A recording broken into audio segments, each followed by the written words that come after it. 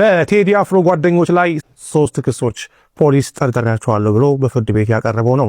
የፌዴራል ፖሊስ የቴዲ አፍሮ የቅርብ ጓደኛና እንደዚሁም ምክትል ማናጀሩ ቃል አቀባዩን ማሰሩን ባዘገባቸው ይታወቃል።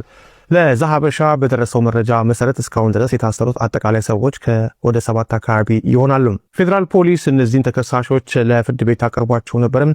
ፍርድ ቤት የ14 ቀናት የጊዜ ቀጠሮ ሲጠይቅ ፖሊስ እነዚህን ጠርጣሪዎች ጠርጥሬ አስሬበታል ያለበትን ምክንያትና 14 ቀን የሚፈልግበትን ምክንያት አስታውቋል። ፖሊስ የቴዲ አፍሮ ጓደኞችን ጠርጥሬያቸዋለሁ ያለበት ምክንያት አንደኛው የአደንዛዥ ዕፅ ይዞ መገኘት፣ ሁለተኛው ሁከትና ብጥብጥ መንሳትና ህገወጥ የጦር መሳሪያ ይዞ መገኘት የሚሉ ናቸው።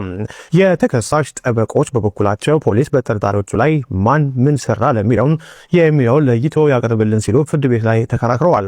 የግራ ቀኙን ክርክር ያዳመጠው ፍርድ ቤቱ ፖሊስ የጠየቀውን የ14 ቀን ጊዜ ቀጠሮ ፈቅዶ ለሚያዝያ 30 ቀጠሮ መያዙን ሰምተናል። በጉዳዩ ላይ ያላችሁን አስተያየት በኮሜንት ላይ ጻፉልን።